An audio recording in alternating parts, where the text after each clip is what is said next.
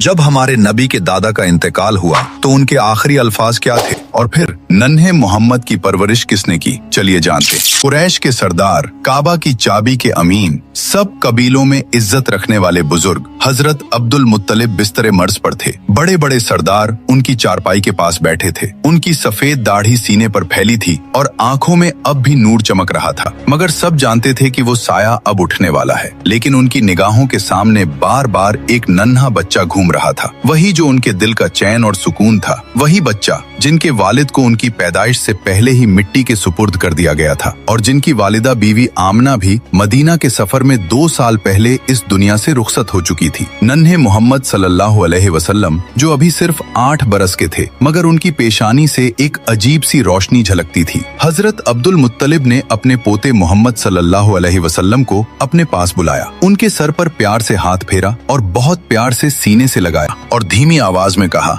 ये बच्चा कुछ अलग ही है। फिर उन्होंने अपने बेटों की तरफ देखा और बोले, मेरी बात ध्यान से सुनो, इस बच्चे की हिफाजत अब तुम्हारी सबसे बड़ी जिम्मेदारी है और मैं ये अमानत अपने बेटे अबू तालिब को सौंपता हूँ। ये सुनते ही हजरत अबू तालिब की आंखों से आंसू बह निकले। वो बहुत ही तंग हाली में जिंदगी गुजारते थे, माल दौलत ज्यादा नहीं थी, मगर दिल बेहद बड़ा था। उन्होंने वालिद से कहा, अब्बा जान आप बेफिक्र रहें, मैं इस बच्चे की हिफाजत अपनी जान से बढ़कर करूंगा। कुछ ही दिनों बाद वो घड़ी आ गई जब मक्का वालों ने एक और बड़ा गम देखा। हजरत अब्दुल मुत्तलिब का इंतकाल हो गया। कुरैश के लोग सदमे में थे, मगर सबसे ज्यादा गमगीन थे नन्हे मोहम्मद सल्लल्लाहु अलैहि वसल्लम। पहले वालदा का इंतकाल हुआ, अब दादा का साया भी उठ गया। आंखों से आंसू बह रहे थे, मगर उनके दिल में एक अजीब सा सब्र था। कोई और बच्चा होता तो रो पड़ता, बिलक पड़ता, मगर आप खामोशी से आसमान की ओर देख रहे थे, जैसे वहीं से दिल को सुकून और तसल्ली मिल रही हो। अल्लाह ताला ने ये दर्द अपने प्यारे नबी सल्लल्लाहु अलैहि वसल्लम को इसलिए दिखाया ताकि आने वाली उम्मत को सब्र और भरोसे का सबक मिले। अबू तालिब ने उस दिन से मोहम्मद सल्लल्लाहु अलैहि वसल्लम को अपने घर में ऐसे रखा